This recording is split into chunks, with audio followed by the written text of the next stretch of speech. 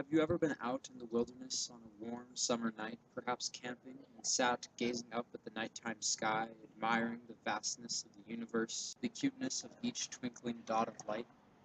Have you ever asked yourself what they all were? What possible celestial objects fill our nighttime sky?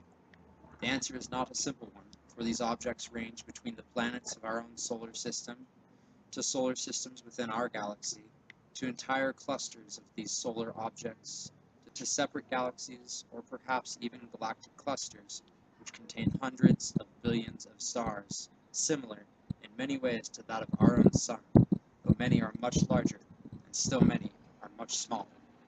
Some of the largest bodies of matter that exist in the universe are stars, though they are substantially larger than that of our own sun.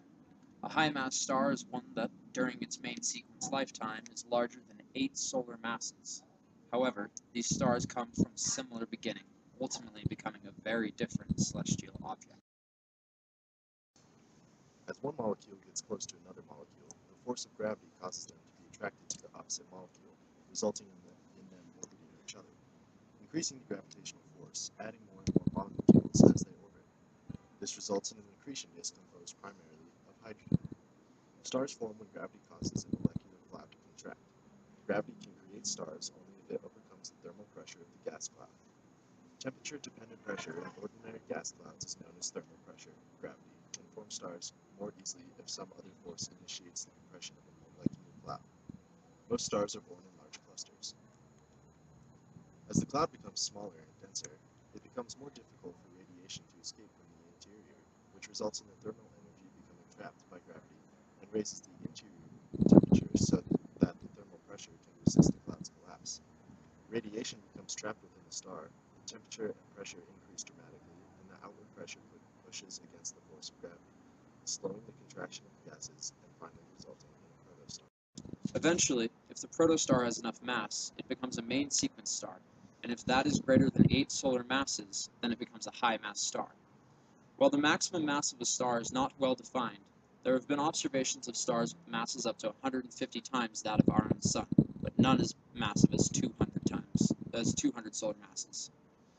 Analysis of these observations suggests that the maximum mass for a young, newborn star is 150 solar masses.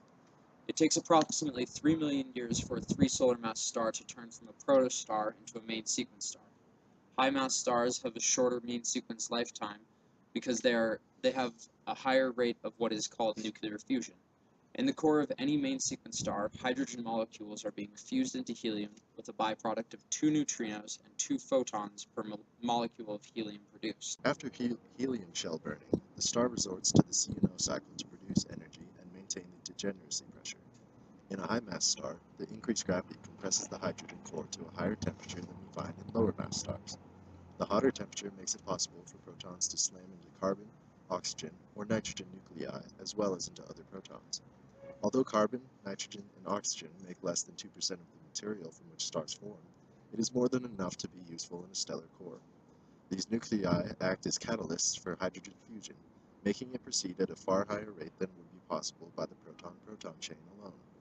This is known as the C&O cycle, standing for the carbon-nitrogen-oxygen cycle. The C&O cycle stops when nuclear fusion creates iron in its core. Degeneracy pressure is briefly able to support an iron core that rises because of the laws of quantum mechanics prohibit electrons from getting too close together. However, once gravity pushes electrons past the quantum mechanical limit, they can no longer exist freely, and in an instant the electrons disappear by combining with protons to form neutrons, releasing neutrinos in the process. In a fraction of a second, an iron core collapses into a ball of neutrons, just a few kilometers across. The collapse halts only because the neutrons have a degeneracy pressure of their own. The gravitational collapse of the core releases an enormous amount of energy. It drives the outer layers of the star off into space, causing a titanic explosion known as a supernova. The ball of neutrons left is known as a neutron star. Neutron stars resist the crush of gravity with the degeneration. A paperclip with the density of a neutron star material would outweigh Mount Everest. Neutron stars are a product of any high-mass star with the mass of less than 20 solar masses. whereas black holes are made from stars greater than that limit. We leave the explanation of the most intimidating stellar objects to the artistic rendition of Matt Browning and the wise words of Sir Stephen Hawking. As the massive star cools and shrinks, it will curve the spacetime around it more and more. Eventually, when it shrinks to a certain critical size, it will quite literally create a black hole in spacetime. Things can fall into a black hole, but nothing can get out. Oh, there's so much I don't know about astrophysics. I wish I read that book by that wheelchair guy. Stars come in many different sizes, and the life of a high-mass star, whereas relatively short, is one that originates from floating space stuff, ultimately to become either one of the two most dense objects in the universe. Our nighttime sky is full of mystery and wonder, in which we are a speck of a speck of a speck of a speck, and so on. However unfathomably large these stellar objects may be, or how immensely vast the universe in which they float is, scientists have come far throughout history to understanding the amazing objects arbitrarily floating through space.